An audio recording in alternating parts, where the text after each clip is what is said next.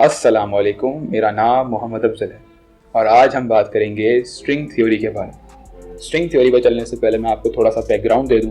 کہ ہم string theory پہ بات کیوں کر رہے ہیں۔ جہاں سائنس نے اس کائنات کی ابتدا کے بارے میں جاننے کی کوشش کی ہے، وہیں ہم مادے میں موجود مختلف ذرات کے وجود کے آغاز کے بارے میں جاننے کی بھی کوشش کرتے رہے۔ سائنسدانوں نے ہمیشہ سے اس چیز کے اندر اپنے تجسس کا اظہار کیا ہے اور یوں ہی ہمارے پاس مادے کے وجود کو ایکسپلین کرنے کے لیے مختلف تھیوریز وجود میں آئیں۔ اسٹرنگ تھیوری انہی میں سے ایک تھیوری ہے جس نے مادے میں موجود مختلف ذرات کی مختلف طبیعتی خصوصیات یعنی کہ فزیکل پراپرٹیز اور ان کی شناخت میں فرق کو ایکسپلین کرنے کی کوشش کری ہے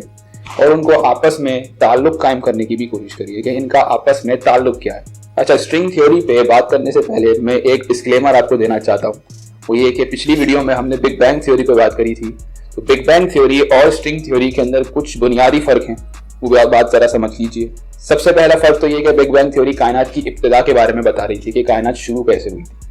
اسٹرنگ تھیوری نے ہمیں بتایا کہ مادے کی وجود کی اصل حقیقت کیا ہے،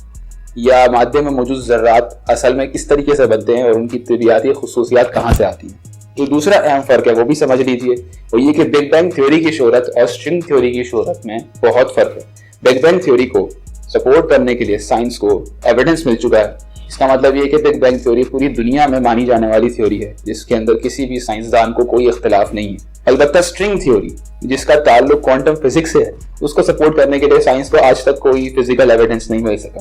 اس کا مطلب یہ ہے کہ اس پہ بحث آج تک جاری ہے۔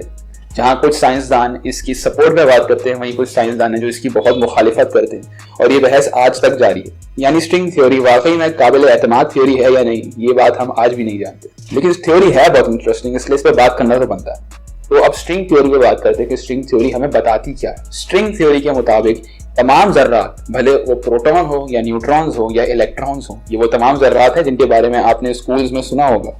ان تمام ذرات کو بنانے والی بیسیکلی اسٹرنگز ہوتی ہیں۔ اسٹرنگز جن کو آپ اردو میں دھاگے یا تارے کہہ سکتے ہیں، اور یہ اسٹرنگز تمام ذرات کے اندر ایک ہی جیسی ہوتی ہیں۔ ان کا وجود بہت چھوٹا ہوتا ہے، یعنی کہ آپ ان کو دیکھ نہیں سکتے اپنی آنکھوں سے، اور ان پارٹیکلز میں یا ذرات کے اندر جو اختلاف ہے یا ان کے اندر جو فرق ہے، ان کی جو خصوصیات میں فرق ہے، ان کی جو ناموں میں فرق ہے، ان کے جو سائز میں فرق ہے، یہ سب ان اسٹرنگز کی مختلف وائبریشن سے ہوتا ہے۔ جیسے پروٹونز اور نیوٹرونز ہیں جو مادے میں پائے جانے والے دو الگ الگ قسم کے ذرات ہیں، دونوں کو بنانے والی ایک ہی جیسی اسٹرنگز ہوتی ہیں، لیکن ان کی فزیکل پراپرٹیز کے اندر ڈفرنس ان اسٹرنگز کی مختلف وائبریشنز کی وجہ سے، یعنی کہ پروٹونز کے اندر موجود فزیکل پراپرٹیز اس کی الگ وائبریشن کی وجہ سے ہے، اور نیوٹرون کی پراپرٹیز پروٹون سے الگ اس لیے کہ اس میں موجود اسٹرنگز پروٹون کی اسٹرنگ سے الگ طریقے سے وائبریٹ کرتی ہیں۔ اسی طرح کائنات میں موجود تمام پارٹیکلز، جس میں پروٹونز آ گئے، جس میں نیوٹرونز آ گئے، الیکٹرونز ہو گئے، پوزیٹرونز ہو گئے، فوٹونز ہو گئے، بہت سارے پارٹیکلز ہیں، بہت سارے نام ہیں، سارے میں نام بھی نہیں لے سکتا یہاں پہ۔ ان سب کو بنانے والی اسٹرنگز ایک ہی جیسی ہوتی ہیں، اور ان سب کے اندر جو فرق ہے وہ ان اسٹرنگز کی مختلف وائبریشنز کی وجہ سے۔ اس تھیوری سے ہمیں فائدہ یہ ہوا کہ جو تمام پارٹیکلز ہیں ان سب کے وجود کا جو بنیادی مرکز ہے اس کو ایک جیسا آئیڈینٹیفائی ہم نے کیا، یعنی کہ اس کی ابتدا کو سمجھنے کے لیے ہمارے پاس ایک بہت آسان تھیوری آ گئی، اور اب اس کی بیسس پہ سائنسدانوں نے ایک میتھمیٹیکل ماڈل تیار کیا۔ جو سب سے بڑا چیلنج تھا اس تھیوری کے لیے وہ یہ تھا کہ اس تھیوری کو ثابت کرنے کے لیے ہمارے پاس کوئی سائنٹیفک ایویڈنس آج بھی موجود نہیں ہے، اور نہ ہی اس کا کوئی سائنٹیفک ایویڈنس ہم کسی طریقے سے پتہ لگا سکتے، کیونکہ پارٹیکلز کو مائکروسکوپک لیول پہ لے جا کر کبھی بھی ہم اتنا باریکی سے نہیں دیکھ سکیں گے کہ اس کے اندر موجود اسٹرنگز کے وجود کو ہم ثابت کر پائیں۔ تو یوں کہہ لیجیے کہ یہ کسی سائنسدان کا ایک خاص مفروضہ تھا کہ اسٹرنگز کا کوئی وجود ہے، اور اسٹرنگز کی بنا پر یہ تمام پارٹیکلز الگ الگ طریقے سے الگ الگ شیپس میں، سائزز میں، الگ الگ پراپرٹیز کے اندر ایگزسٹ کرتے ہیں، موجود ہیں۔ لیکن ایویڈنس نہ ہونے کے چیلنج کے باوجود سائنسدانوں نے جو اس اسٹرنگ تھیوری کو سپورٹ کرتے تھے، انہوں نے جب ایک میتھمیٹیکل ماڈل بنایا اور اس ماڈل کے ذریعے سے کائنات میں موجود مختلف فینومینا کو، جس میں گریوٹی ہو گئی اور ہماری الیکٹروسٹیٹک فورسز ہو گئی اور اس طرح کی بے شمار قسم کے فینومینا جو ہماری کائنات میں اور ہماری دنیا میں پائے جاتے ہیں، جب ان کو اسٹڈی کیا اور ان کو پریڈکٹ کرنے کی کوشش کری، تو ان کے جو جوابات ہیں، ان کو جو ریزلٹس ملے وہ بہت حد تک درست ہیں،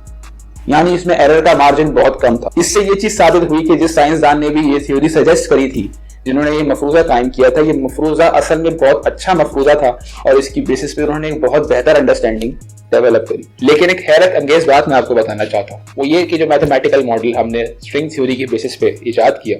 मैथमेटिकल मॉडल कुछ अजम्पशंस की बेसिस पर चल रहा है। उन अजम्पशंस में से एक अजम्पशन ये थी कि हमारी कायनात 10 डायमेंशंस या फिर 11 डायमेंशंस के ऊपर बनी हुई। अब इस पर सबसे बड़ा मसला ये था कि जो कायनात हमने आज तक देखी है, जिसको हमने महसूस किया है, वो 3 डायमेंशंस के अंदर है, जिसमें लंबाई,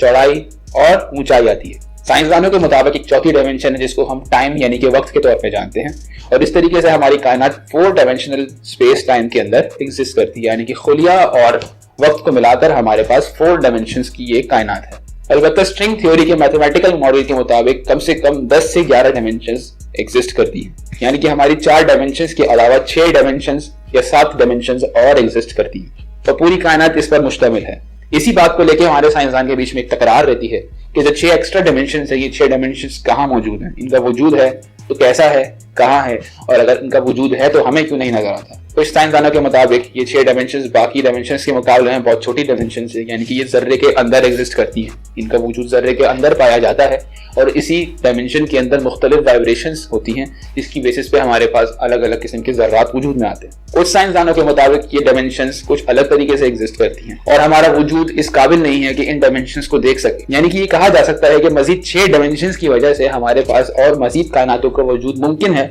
जो हमारी इस कायनात के साथ साथ ही एग्जिस्ट करती है, यानी कि साथ साथ ही वजूद के अंदर। लेकिन चूंकि हमारी डायमेंशंस बाकी कायनातों की डायमेंशन से मुख्तलिफ है, इसलिए हम उस कायनात को देख नहीं सकते, ना ही उसे महसूस कर सकते। और शायद उस कायनात में मौजूद अगर कोई जानदार है, अगर हमारी तरह की कोई मखलूक है, तो वो हमको नहीं देख सकती, हमें महसूस नहीं कर सकती। इसी से हमारे पास एक मल्टीवर्स का कॉन्सेप्ट आता है। मल्टीवर्स यानी कि मल्टीपल यूनिवर्सेस, मुख्तलिफ कायनातें, एक से ज्यादा कायनातों का वजूद। ये बात याद रहे कि मल्टीवर्स थ्योरी के मुख्तलिफ वर्जन है, और ये वाला वर्जन स्ट्रिंग थ्योरी ने सजेस्ट किया है, जिसके मुताबिक उसकी 10 डायमेंशंस की मदद से हमारे पास और मजीद कायनातें वजूद के अंदर मौजूद हैं। लेकिन ये सोचने की बात कि हमारी कायनात के अलावा भी और कायनातें एग्जिस्ट करती हैं, स्ट्रिंग थ्योरी तो कुछ ऐसा ही सजेस्ट करती है। आपको क्या लगता है? खैर, आज के लिए मुझको इजाजत दीजिए। अल्लाह हाफिज।